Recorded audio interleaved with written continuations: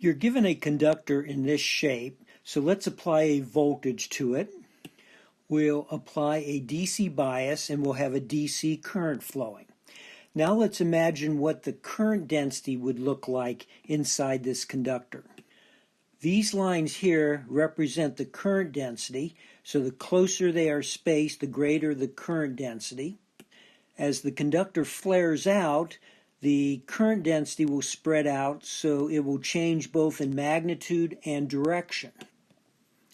To determine the current, we have to pick a plane of observation, count how much charge goes through this plane in time t, and divide by t. We should be able to pick any plane and figure out what current is flowing. So we could pick a plane like this, a plane like this, a plane like this, a plane like this. Let's look at two planes like these two and convince ourselves that we would get the same current. Here is our conductor with the current flowing to the right, and these dots represent the charge that's flowing to the right. Let's assume every second the charges would move this distance. So 1 second, another second, another second, and so forth. So let's first look at this as our plane of observation.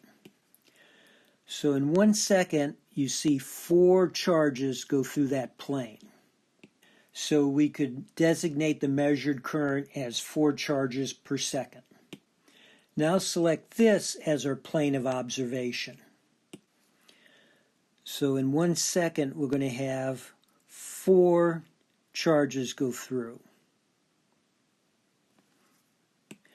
So for either plane, in 1 second, we'll have 4 charges go through it, so you would get the same current no matter how your plane cuts through your conductor.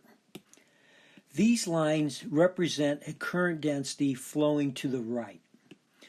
These dots represent a view of the current from the edge here.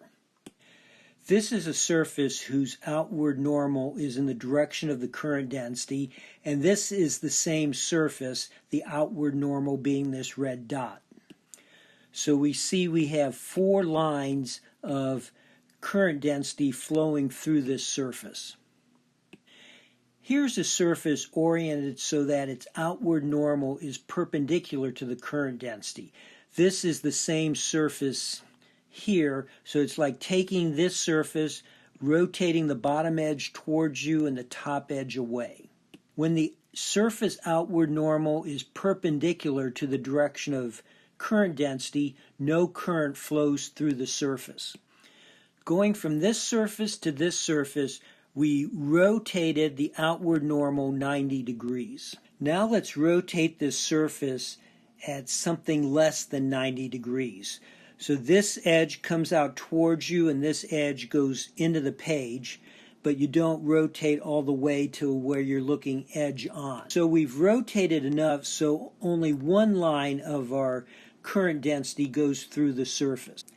The amount of current going through a surface will depend on the angle between the outward normal to the surface and the current density. If our plane of observation is making an angle theta with the current density, to find the current flowing through this plane, we need to find the area of this surface right here.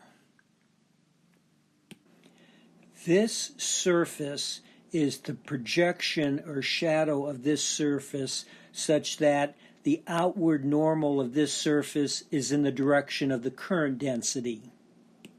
If this angle between the outward normal of this surface and the current density is theta, then this angle in here is also theta. So you can think of this as a right triangle where the hypotenuse is area S, and this side is the area you want to find, so it's the hypotenuse S times the cosine of theta. So the area of this plane, S cosine of theta, times the current density will be the current flowing through this plane of observation. This is just the definition of the dot product between the current density and our surface S. If this were a surface differential, part of a larger surface you're integrating over, then we'll call this ds, and now the part of the current going through our differential surface would be J dot ds.